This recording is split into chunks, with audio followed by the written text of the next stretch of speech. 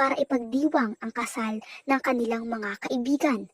Nandyan sina Boss Keng, Juniboy at iba pa.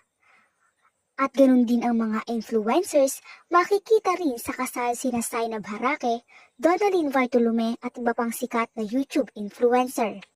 Ang kanilang mga abay ay binubuo ng malalapit na kaibigan at pamilya.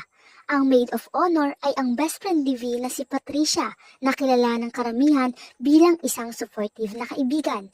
Samantalang ang best man ang kapatid ni Kong na si Juniboy na nagpakita ng suporta at pagmamahal sa kanyang kapatid. Naging emosyonal ang kasal ng si Kong ay napaiyak habang pinapanood si V na naglalakad sa aisle. Isa sa mga highlights ng kasal ay ang kanilang sweet na vows na nagbigay kilig at luha sa mga bisita.